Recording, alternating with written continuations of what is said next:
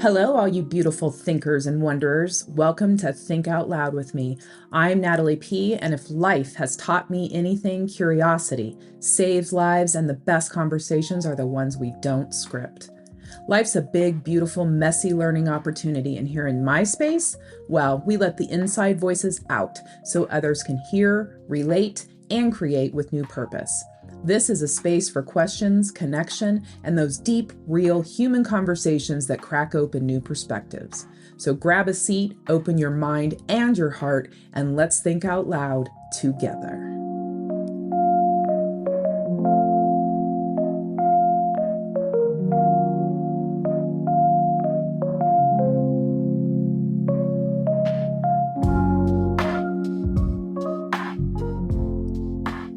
Joining me today is Sue Bruckner, a coach and mentor who helps deeply feeling, highly sensitive, and intuitive women, especially those navigating major life transitions like divorce, find their way back to themselves. As the founder of With Intention Coaching, Sue believes we are always one choice away from loving ourselves better, that we have the power to design a life we love, and that there is a divine cadence far different from the one society dictates. She is deeply connected to the earth, feels most at home in nature or on a farm, and brings a wayfinder's heart and a soul searcher's wisdom to her work. As the only living parent of a beautiful tween and a beautiful teen, she understands in real time the weight of responsibility and the courage it takes to create a life of clarity and calm. Sue, I am so glad you are here. Say hi to our listeners that are piping in today. Well, hello, everyone. That was a beautiful introduction. I think we could be done and I would feel complete. Thank you. I love reflecting back my understanding of a human. Yeah, it's part of delivering on this cast, right? Like you are a beautiful wayfinder, and I'm coming to know you, and I'm really excited to introduce you. Before we get into um, your work, I'm going to call it work. It's not really work, right? It's just a word we use. Um, Speaking of words we use, I want to talk about labels. Highly sensitive is a label um, that gets thrown around a lot, especially right now. It increasingly so. Sometimes it's a badge of honor. Sometimes it's a burden. Sometimes, most of the time, likely misunderstood altogether. Um, from your lived and studied experience, what do you think people get wrong about what it really means to be highly sensitive? And where I'm trying to go with this is to set this space up with our understanding of what it means to be highly sensitive. Yeah, that's such a good question. And, so many people do get it wrong. When I introduce myself and say who I work with, what people reflect back to me is like, oh, the like really emotional woman or the overreactive woman or the way too sensitive woman. They have all of these words to describe what it is to be highly sensitive that are the very words that hurt highly sensitive women, that are the like, we grow up hearing, oh, you're too emotional, you're too sensitive, lighten up, toughen up, don't take everything so seriously. Why are you crying again? We hear all of these things. And when what would be really helpful is to know, oh, you're one of the 20 to 30% of the human population that has this biological trait that means that you feel things more deeply, you experience things more profoundly. You have a unique set of needs and even a unique set of limitations that if we hold you well, you're going to thrive. The world needs you. But we don't hear that growing up.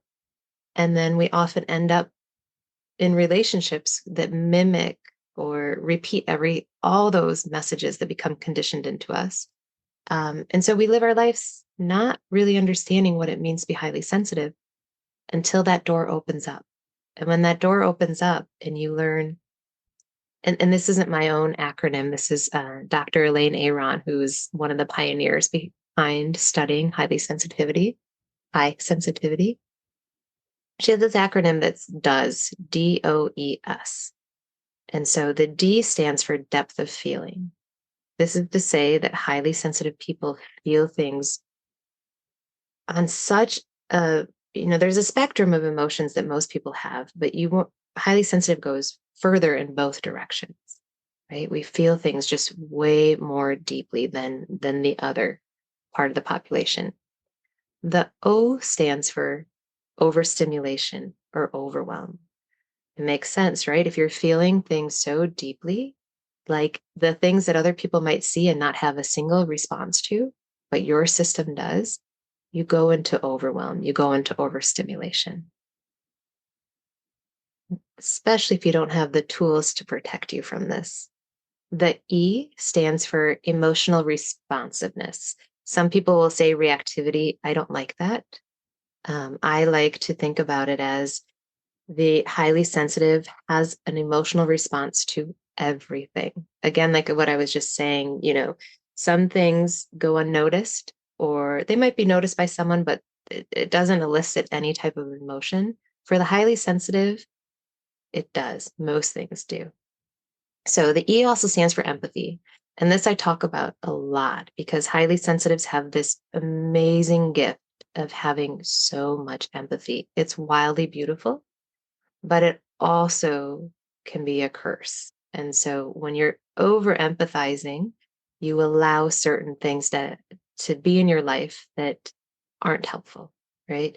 The person who is treating you really poorly, you're over empathizing with them. You're like, oh, I get it. Or you're seeing a different picture, but you're also allowing these, injustices to happen. That's a whole nother conversation, but I always like to plug that in there. And then the S is for subtleties. The highly sensitive person notices everything. So that can be someone comes in the door and their mood has shifted just slightly since the last time you've seen them. The highly sensitive is going to take that in. And without the right tools, they're going to take that in and it's going to deeply affect them. It might also just be you walk into a room and someone's moved a picture and you notice it. You notice so many things when you're highly sensitive. So going back to the overwhelm and the overstimulation, it's all this beautiful package, but a complicated, complex package as well. My mind is blown right now. That's what I like to do. Well, because I feel seen. Yeah, like the way that I relate to this, if I can share that with you from a very vulnerable place, is that sensitivity in my experience, as well as my grandmother's, and what I'm coming to understand is even further into my lineage, was labeled as manic. Mm-hmm. And it was medicated away. Yeah. Yep. And it was brilliance that was medicated away. And that is I'm just having this awareness just with that simple acronym of this thread that just got pulled from the beginning of my life through, like, the sitting in every boss's office sobbing and being Mm-hmm. told, you've got to be, if you're gonna make it in this world, you're gonna have to control your emotions, right? Yeah. Yeah. Being When all of those pieces. Geez. mhm. And I want to make clear because uh, my background is as a therapist. I'm a licensed professional counselor here in Wisconsin. And when I had a very active private practice, I would have people come in and they would come in with a diagnosis that was bipolar or usually bipolar actually. And I would work with them. I'm like, this is because you're highly sensitive. And highly sensitive is not a diagnosis, it's a biological trait. But we're so often told that it is not okay, that there's a spectrum of emotions and you're too far on this side or this side, and that's not cool. It's because the world doesn't really know what to do with these emotions. But think about how much the highly sensitive offers this world and how okay they really truly are. But you grow up not feeling okay. You grow up, a lot of people will come in and say, I feel like I'm just going crazy, or my partner keeps telling me I make things so difficult. And that becomes the label that people wear, like, I am difficult. I cry too much. When no, there is no too much or too little. Mm-hmm. Mm-hmm. Man, it's just powerful, powerful thinking. Given that, I want you to restate something for the record because I think it's clutch for everybody to understand, and that is that high sensitivity is not a diagnosis. I'm going to screw it all up. Let's start over. High sensitivity is not a diagnosis. Finish that for me and let's state it and let's be like clear about it. Yeah, absolutely not a diagnosis. It is a biological trait that affects 20 to 30% of the human population. I've even been told the animal population too. And it makes sense. When you look at your dog and you're like, oh, you're highly Be sensitive too. sensitive. But absolutely not a diagnosis. And I would love to shout that from the mountaintops. And I Yeah. actually think I might need to start doing that, because when I introduce myself to groups that don't understand it, they they go right into their heads of like, oh, okay, diagnosis, high sensitivity, highly sensitive people, not okay, need treatment, need Correct. this, need Yes. that. Well, Mhm. it a diagnosis is a label for a label, right? It's what we use to call a label. It just makes it official, right? Mhm. As prescribed, right? And like you make this sound like it's something I can medicate away. It is not. It is a part of my being, and that this, sensitivity isn't just something I work through. It's something I am. And how does that I want to know if we can just segue into just how this approaches who you are in partnering with highly sensitive people. How does being highly sensitive yourself inform the way you hold space for others, even? Can you like think out loud with me about that? Yeah, I can. You know, when I, in my therapy practice, for example, when clients would come in, they would often say, I've never experienced therapy in this way. I've never had such movement or felt so seen. And part of that's our gift as highly sensitives, is that we can pause.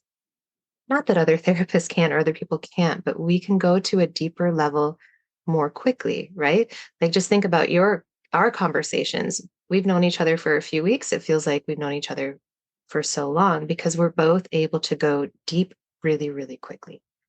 And when I'm able to hold that space, right, and reflect back to the highly sensitive woman that what they're sharing with me is absolutely normal, that they are experiencing life differently because of their wiring, but that there are so many, I don't want to say it, just, one of the things that I'm able to do because of the way I'm wired is that I can see beyond whatever the problem is that they're coming in with.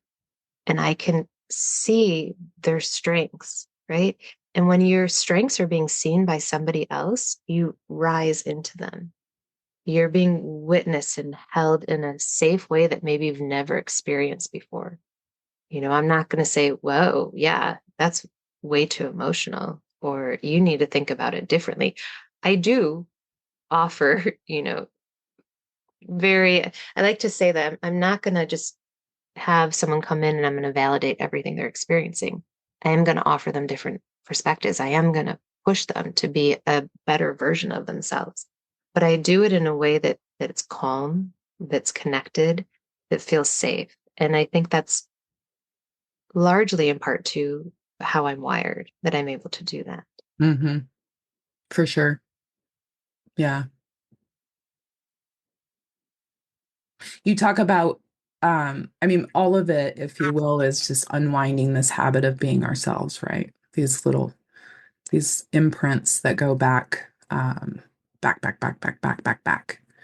And I've learned a lot in my own uh, journey over the last few years from Joe Dispenza, and just like, you know, where the pattern, what the shifts, the slight shifts in patterns that you can start to create personality and finally undo these deeply seated um, and these deeply seated patterns that they show up in really, really sneaky ways.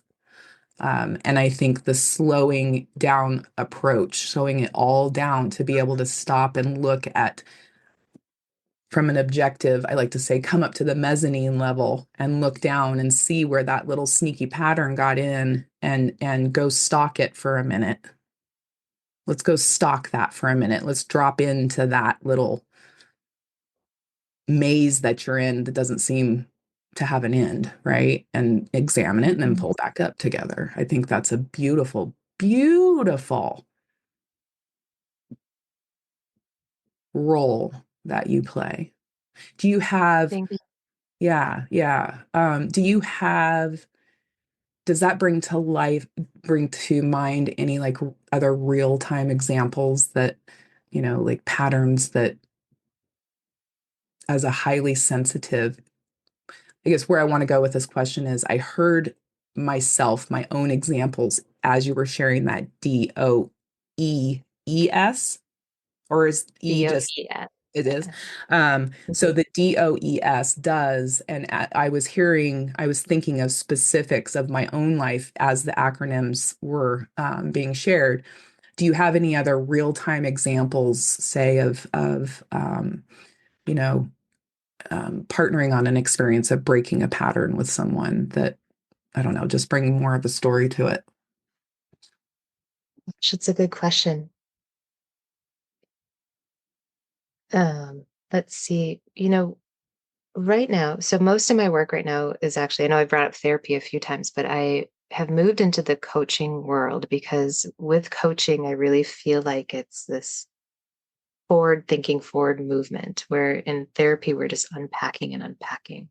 Mm-hmm. So part of what I notice and experience with clients is when we move into the coaching world, we can take those patterns that you're talking about, those deep rooted, deep seated patterns, and we can start saying, okay, then what? I recognize this self about me, then what? Right? You started off by sharing my belief is we're just one choice away from loving ourselves better. Mm. So that is the okay, I recognize this pattern within me. I'm going to choose differently. So, I have a woman that I work with, and she has been going through this kind of one of those divorces that it could be a book or a Spanish novela. What do you call them? Telenovelas. It's Mm-hmm. this really intense, wild process, and for her to recognize these, okay, we can talk about two. One is the empathy piece, right? That we were talking about with the acronym, the over empathizing, Mm-hmm. that even though her partner has been treating her so poorly, had actually been having an affair for a number of years, has left her really without many resources. She has grown up always feeling like she had to understand the other person, Mm-hmm. right? Mm-hmm. So what we can do there is, okay, I recognize this need. I recognize that I've been told my whole life that I have to be understanding or I have to have a bigger you know, perspective or whatever it might be. But I know this is no longer serving me. So then what? What am I going to do? How am I going to shift this pattern? Well, part of that is just stepping into absolute awareness, right? Oh, okay. Here's where that empathy piece comes in, where it no longer serves me. Here's where it's that Mm-hmm. tipping point where it actually feels gross. It hurts. Okay. So then I'm going to go into acceptance. And this is what she does of, okay, I understand how I'm in this place. I love myself. I accept the fact that this is my tendency and I'm going to choose different. That's the next step. That's what I call actualization, right? It's like, okay, I'm going to choose different. So instead of responding to his text with something supportive to him, even though it feels gross to me, I'm going to, and this is my client, not me, but I'm going to not respond. Mm-hmm. It doesn't need a response. Mm-hmm. Or I'm going to say something, but it's going to be well within the boundary that feels good to me. And then I'm going to hop on with Sue and vent, right? And get more of this out. Um, so that's really like where the magic is. It's like, we don't have to say, I am this way. Like anger is another example that comes up with every woman that I work with. I don't know how to be angry. I can't get angry. I do something else, right? Like I turn it inward. Not that they're saying it, but that's what often happens, right? So this is the conversation I've been in so often recently because it's something I'm working with too. I'm like, how the fuck do we feel angry? Do we allow ourselves to feel angry when we've been told all along that we're not supposed to ever feel angry? I personally made it out that it was a weakness because I watched my parents get angry and I was like, no, I'm not going to do that. Right. So part of this then, okay, I'm now aware that this doesn't serve me, that, I've been working into it. So I'm just going to sit awareness. And then let's go into, okay, I love myself so deeply that I'm going to choose something different.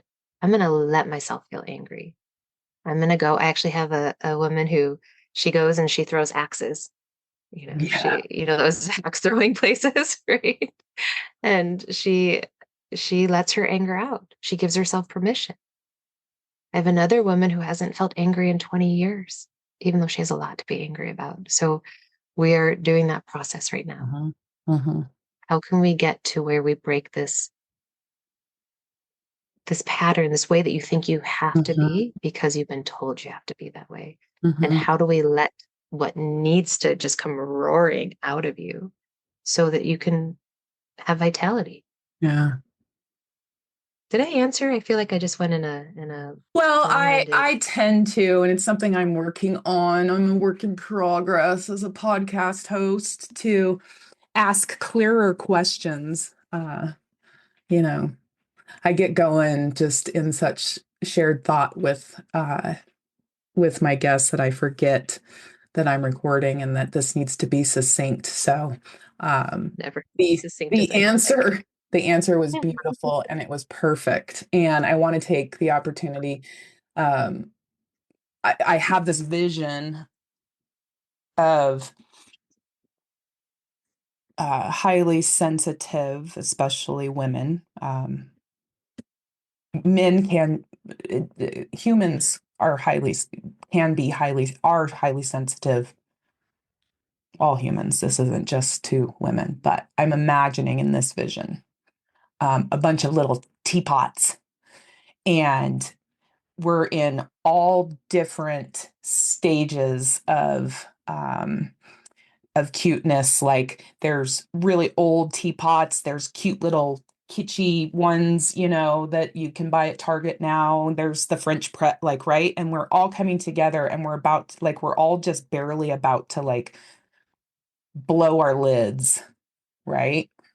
Mm-hmm. And we've been percolating and we've been right brewing for any number of years.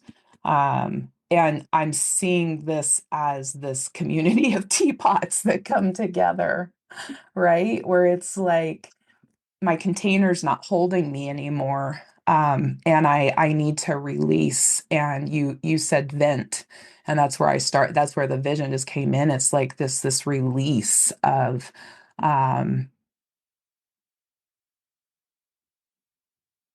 trying to control it. Um So I would imagine well, let me start here. You've created a program, a membership program, a community where sensitive women going through divorce and relationship transitions can create community, find community, help curate community. And so not only I'm don't let me put words in your mouth, but I'm thinking of this community as these teapots that not only are we here to vent, but we're here to celebrate and the emotional impact of a belonging and of being seen. Um, and so what happens, I want to talk about when women in these major transitions, whether it's officially called divorce or it's an end of a commitment, how do they, what happens when they stop trying to power through? Um, what happens in your community? Talk about this community and what you witness.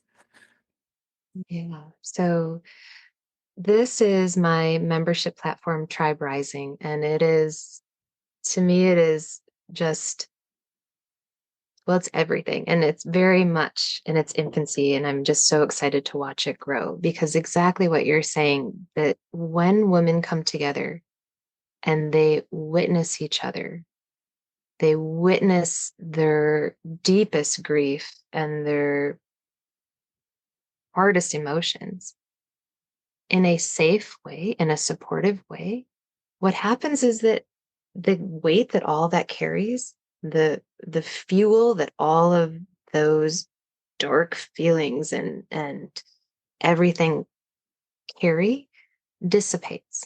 And it's not like magic and it's all of a sudden everything's fine because we found community, but it is, oh my gosh, I've witnessed it in my calls. Like, you see me, I can breathe. I don't have to fight so much to be seen anymore.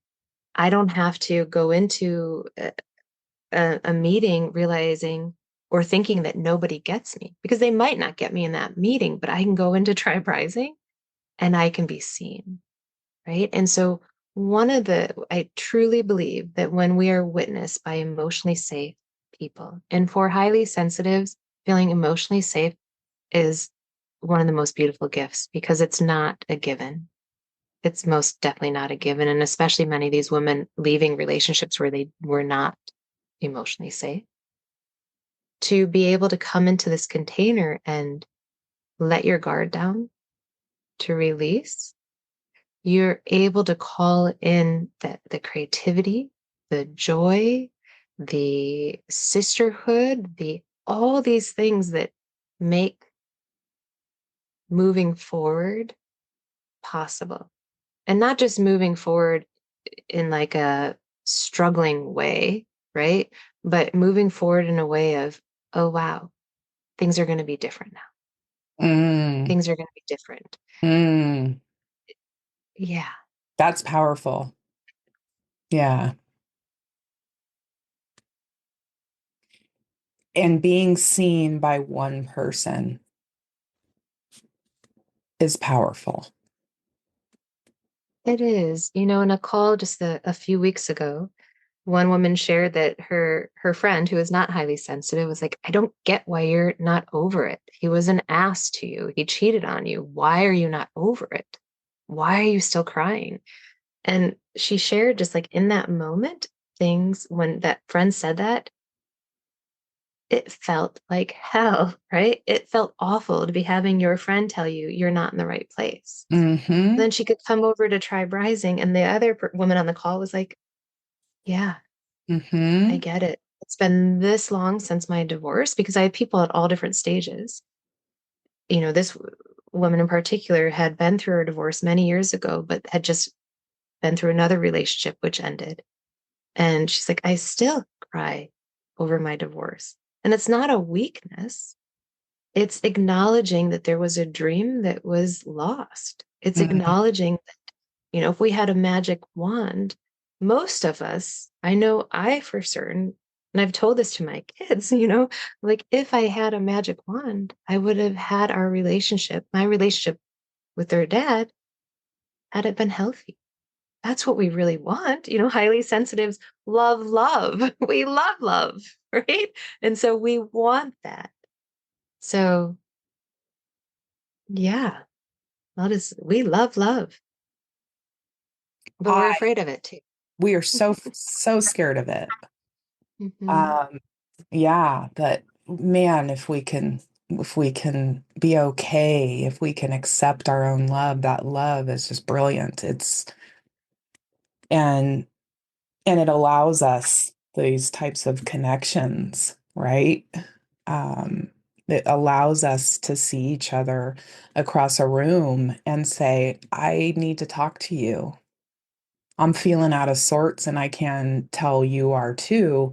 And it allows us to take a couple steps forward with just a little more intention and a little more hope and a little more honesty and a little less masking and a little less bullshit trying to force So, it. We are yeah. seeing the effects of trying to force it. And Mhm. yeah, we need to let some steam go and to find groups and find community and find humans who see us. Um, Yeah. Yeah, absolutely. And what makes me so excited about the work I do is that we're going in and making this beautiful, forging, cultivating this beautiful connection with ourselves, right? Each member of my tribe is connecting to themselves in a way that feels more authentic than ever before. And when you do that, you call in more authentic connections with other people as yes. well. You're saying, I can show up for myself as 100% me. That means that I'm going to resonate with people who are also showing up 100% them, right? And it's giving ourselves permission to use. I mean, this is why, like, I obviously don't love divorce. Divorce is wildly challenging. It's messy. Even the most amicable ones are. It's messy. It's painful. It's all these things, but it's also this amazing invitation to step into the most authentic place you've ever been. Right? You're saying, wait, I've learned so much by living out of alignment, so much about how I actually really want to move forward. And divorce is like, it's kind of, it's just put in front of you. Now's your chance. How do you want to be? How do you want to live? How do you want to show up? How Yeah. connected do you want to feel? Yeah. Boy, you just you packaged up my concept of be do have, right? Who do you want to be? Who do you want to be? Everything flows from that. If somebody listening right now, because they are, is like, holy shit, I am a highly sensitive person, and I've never honored that part of myself before. Where would you tell them to start? Hmm. I have my theory of personal growth, and I've actually brought it up already. It starts with awareness. So the awareness piece is, okay, you're highly sensitive. What does that mean for you? What does that mean? How does that impact your relationships with, you know, your kids, your siblings, your whoever? How does that impact your relationship with yourself? How, in the awareness piece, it's like, how do you get so comfortable with who you are? You have to get to know yourself. So if you find that you're highly sensitive, it's like your invite to do a deep dive into who are you? What one thing that I absolutely do with all my clients is we start with values. We get Mm. super intimate with our top two, say our top two values. And when Wow. I mean intimate, when I say it, I mean it. Like you learn how your values feel in your body. You learn how they sound, what they look like. And in that way, you step into your authenticity even more. You also have these aha moments of like, oh, it makes sense why these things aren't working for me. This is out of alignment with who I am. Mm-hmm. Right. So part of being highly sensitive is that you're able to do these deep dives. You're able to go into these nuances of who you are. Not that other people can, but we just have this beautiful tendency, this beautiful ability to go deep and Mm-hmm. into it. Mm-hmm. So that's the first step is really just like do a self exploration, Yeah. right? There's inventories online that I direct people to, one in particular. Again, it's Dr. Elaine Aron. She has an inventory and it just helps you make sense of your life. The first time that I went through the inventory, I was actually trying to understand my daughter more. And I came across this Mm. highly sensitive people. I took the inventory and I did a huge exhale. It's like, oh. And then I think the next words were like, I don't know what the problem because it was like, is like I actually makes sense. It makes sense now. So sit in that, sit in making sense because it's a beautiful place, right? The next is sitting in acceptance. This is the next part of personal growth. It's the next part of everything. The acceptance is where you learn to really love all these things about you. And I will be totally honest. There are times in my highly sensitive life where I'm like, this is a disability. This is awful. And it's those times are when I have been living out of alignment with my values and how I need to live to nurture being highly sensitive. So when I was in that place where I needed to get was, okay, these are my limitations. How do I dance with them? And that's what you do in this acceptance phase. You learn how to dance with all of the hard emotions that come up. You learn how to dance with the inner critic, the conditioned messaging, all of that. You learn how to break rules. You learn how to love yourself even though, you know? And then the next is the then what that we were talking about. It's okay, so now I have this great awareness of who I am, how I am. I understand myself better than I ever have because of this highly sensitive piece, right? I've learned to love myself in spite of all of it and because of all of it. Now, what do I want to do to be a better version of myself? How do I want to take these new challenges that come to me every day and synthesize them into growth? I mean, that's everything, Mm-hmm. right? And what Mm-hmm. happens, and I'm giving you another long winded explanation, but this is something I really truly believe in is that so often people want to go from awareness to change. Yes. They say, oh, I know this about myself. I'm going to change it.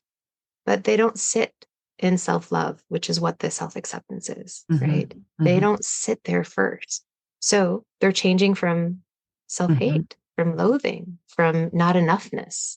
They're changing because they want to be better because they don't like who they are. Mm-hmm. And that is unsustainable, right? It's not where we need to be. We really need to be in that place of like, oh my God, I love myself. Shout it. I love who I am. And I still know I can be this better version. I love myself as is. And these are the areas that I'm growing in. And I'm so Mm-hmm. excited to grow. Mm-hmm. Right. So Mm-hmm. And can I add something to that? Because this is please. what this is what I feel with you and having gone deep quick. Um, we've been on the same damn planet this entire time together and we're just now, but like part of that, which you just said to me, the sweet spot of sitting in the soup of you and like, woo, this is yummy. And then saying, like saying, yes, I'm going to get to change. I'm celebrating. I'm going to get to that place that is far out. It's going to take time. And if Sue Bruckner is at my party and I can reach out and grab her hand and she can walk with me without her expectations of who I am, with just as a a a wayfinder, a light, a common story, somebody to sit with and hold, to witness all of that. That's what you bring to this world. And I want to make that connection for people that are saying, I'm alone and I can't do this. I don't. So to take off the blinders and look around, there are people that have their hands extended who have really good intentions, really good intentions of bringing, playing a role in this love that we're trying, that's flooding up from beneath, right? This environment that we're trying to create that's going to allow us to be the beautiful humans that we are. This is the hope. This is the part of focusing on love that it's my non-negotiable. I won't even talk about anything else. But what we're doing to nurture, the shit's going to hit us. It has to. That's Mhm. part of this game that we're in. We don't have to do this alone. I got the likes of Sue. Like, I have the likes of Sue. Mhm. Reach out to each other Yeah. and serve each other. Like from the heart. That's what's coming finally for me, like to finally land this cute little plane we just flew across some open water. um I thank you for being you and for trusting me to come into this space and think out loud with me, and let people listen in. Before I hit record, I set I've been working hard on setting intentions. And I can say, from my point of view, from this side of the screen, that it's possible to make heart to heart connection. It's possible to create connection through this kind of stuff. I'm doing it every day. Um, Thank you for being here. Um, and I want to say, if this conversation that Sue and I had sparked anything in you, listener, I want you to take it with you. Don't ignore it. Don't tamp it down. Keep thinking about it and keep questioning it and keep asking why and keep wondering and keep being ridiculously human. And as I like to say, don't let anybody fuck with your flow. I'll catch you guys next time.